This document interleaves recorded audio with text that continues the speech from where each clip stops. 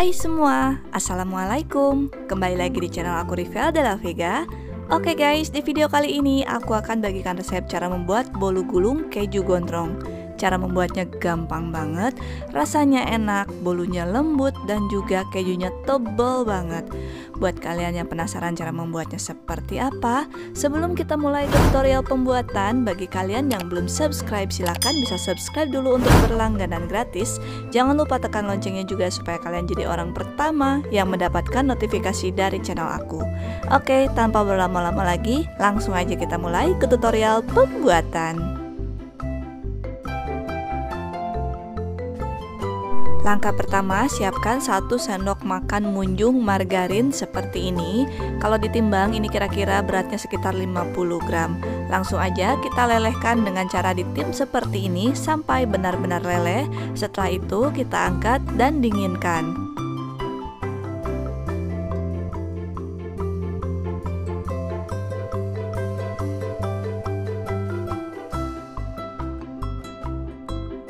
Langkah berikutnya, pecahkan 4 butir telur ke dalam wadah yang sudah disiapkan.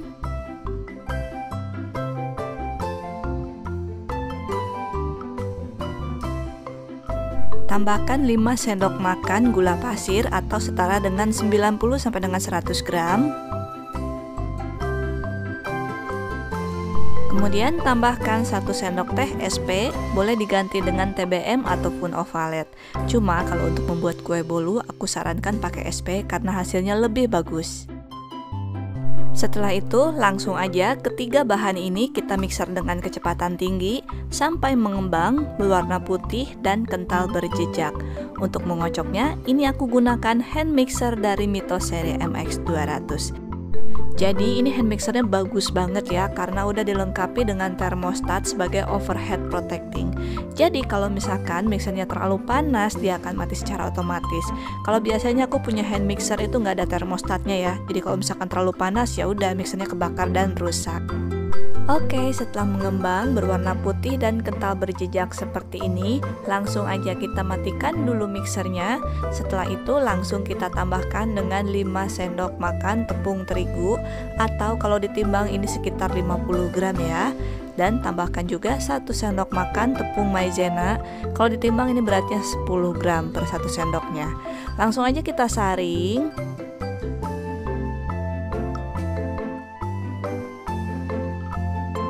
Kemudian tambahkan setengah sendok teh vanili bubuk dan 1 saset susu bubuk, atau kalau ditimbang sekitar 25 gram. Nah ini kita aduk-aduk dulu seperti ini supaya nggak ngebul pada saat di mixer. Setelah itu langsung aja kita nyalakan lagi mixernya dengan kecepatan paling rendah. Dan ini kita aduk sampai tepung terigunya tercampur rata. Dan adonan ini di mixer jangan terlalu lama ya, cukup sampai tepung terigunya tercampur rata aja. Kalau tepung terigunya udah benar-benar tercampur rata, langsung aja kita matikan mixernya. Kemudian tambahkan margarin yang sudah dilelehkan tadi. Setelah itu aduk-aduk perlahan-lahan sambil diangkat-angkat. Jangan dikocek-kocek ataupun diudek-udek karena adonan yang udah mengembang rawan turun lagi. Nah, langsung aja kita aduk seperti ini sampai tercampur rata.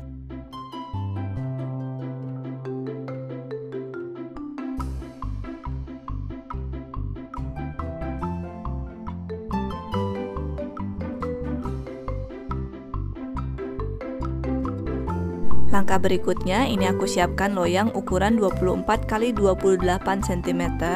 Nah ini untuk bawahnya udah aku alasi pakai baking paper ataupun kertas roti. Langsung aja adonan yang sudah dibuat tadi kita tuangkan semua ke dalam loyang, kemudian diratakan dan dihentak-hentakan.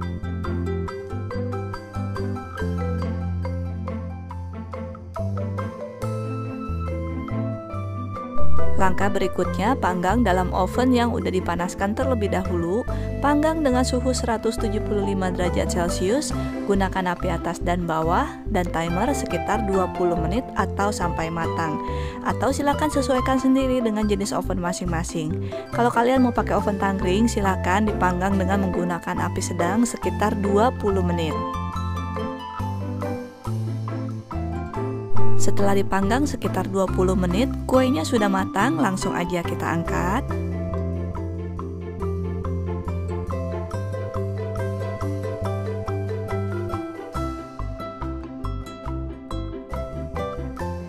Setelah itu, keluarkan kue dari loyangnya dan kita lepaskan juga baking paper ataupun kertas rotinya.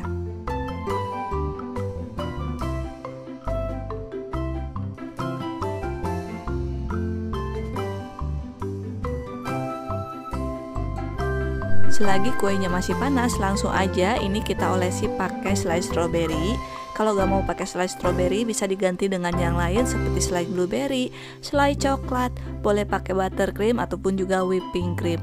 Tapi kalau misalkan mau pakai buttercream ataupun whipped cream, harus ditunggu sampai kuenya dingin terlebih dahulu. Karena kalau misalkan panas-panas nanti bisa meleleh ya. Tapi kalau pakai selai seperti ini bisa langsung selagi masih panas.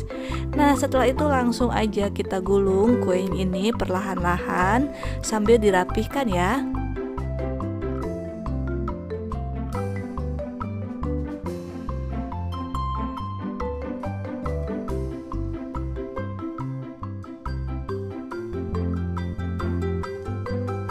Setelah digulung, kemudian kita padatkan dengan cara seperti ini. Boleh pakai pisau ataupun boleh pakai scraper. Nah, ini kita diamkan dulu sekitar 15 menit.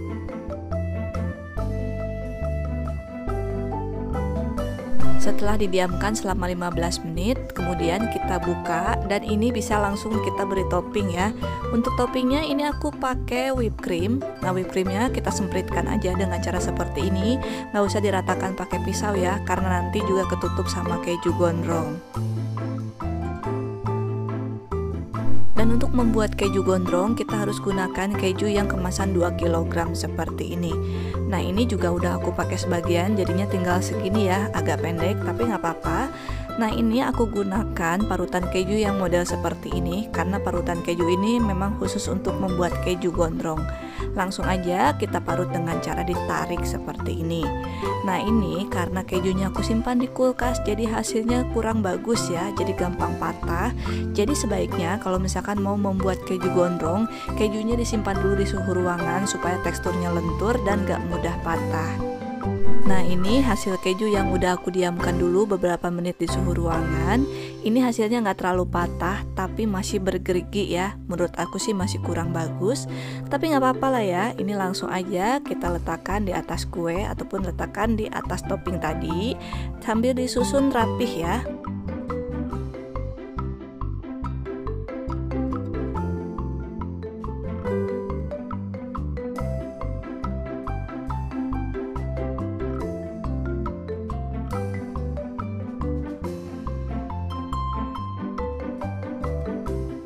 Kemudian supaya hasilnya lebih terlihat cantik, kita buang bagian pinggirannya. Jangan dibuang ya, dimakan aja.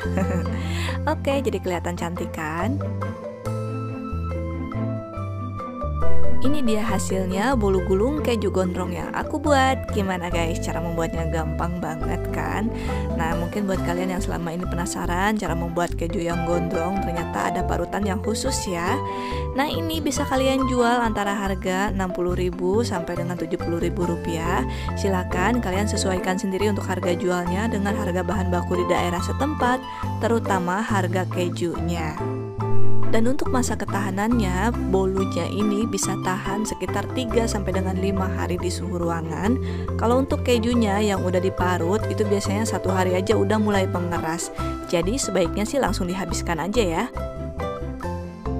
Oke guys, semoga video ini bermanfaat. Kalau kalian suka dengan video aku, jangan lupa like, comment, and share ke teman-teman kalian supaya makin banyak orang yang terbantu dengan video yang aku bagikan ini. Sampai jumpa lagi di video berikutnya. Terima kasih, selamat mencoba, dan assalamualaikum semua.